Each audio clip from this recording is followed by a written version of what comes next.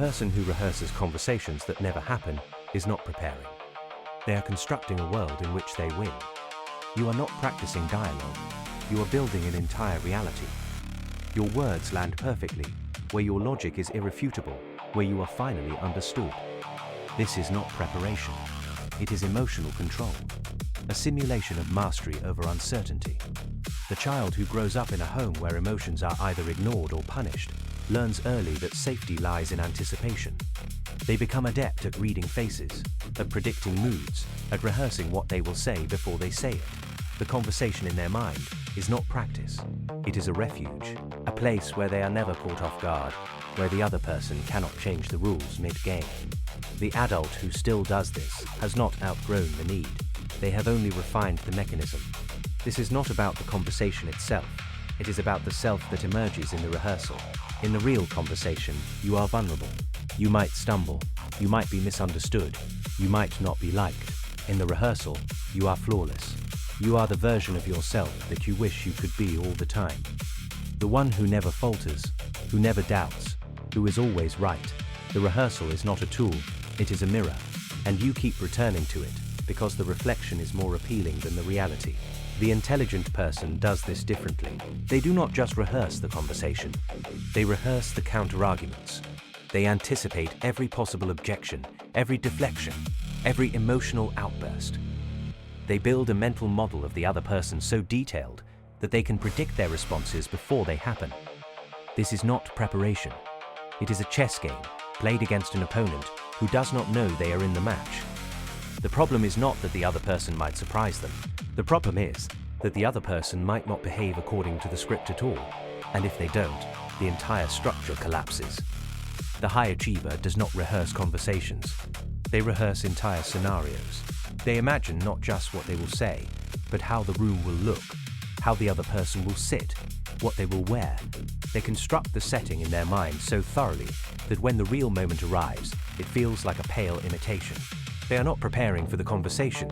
They are preparing for the disappointment of it, because the real thing will never measure up. It cannot. It is not designed to. The person who has read about this pattern, the one who knows the vocabulary, rehearses the conversation, then rehearses the explanation for why they are rehearsing it. They tell themselves they are being strategic.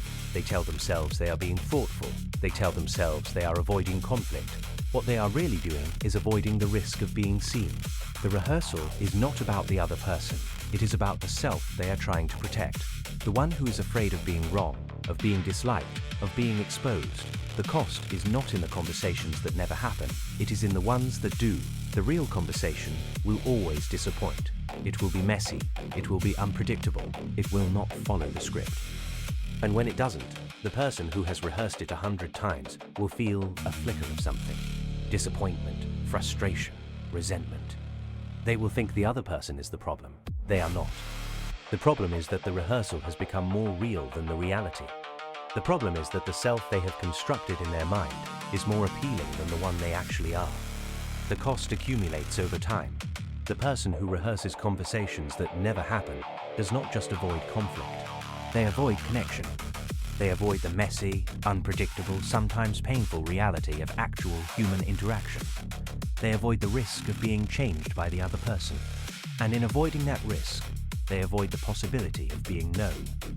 They trade the uncertainty of real connection for the certainty of a simulation. And the simulation, no matter how perfect, is always a prison. You thought of someone else just now. That is the mechanism protecting itself. You are not thinking of them because they are the problem. You are thinking of them because it is easier to see the pattern in others than to see it in yourself. The pattern does not care. It will use whatever it can to keep you from looking too closely. The person who becomes aware of this pattern usually does not change it. They read about it.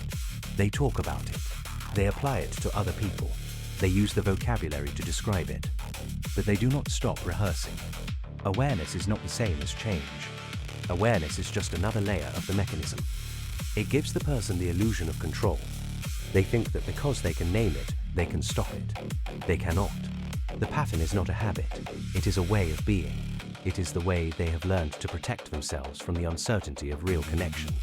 The rare exception is the person who does not just become aware of the pattern, but who becomes willing to tolerate the discomfort of not rehearsing. They do not stop because they have figured it out. They stop because they have decided that the cost of the rehearsal is higher than the cost of the real conversation. They decide that the risk of being misunderstood, of being wrong, of being disliked, is worth it. They decide that the possibility of real connection is worth the uncertainty. This is not a decision made once. It is a decision made every time the urge to rehearse arises. And it is never easy. From outside the mechanism, what is most striking is not how often it fails people. It is how reliably it protects them from finding out. The person who rehearses conversations that never happen is not avoiding the other person. They are avoiding the self that might emerge in the real conversation. The self that is not perfect, not always right, not always in control. The self that is messy, unpredictable, and human. The rehearsal is not a preparation.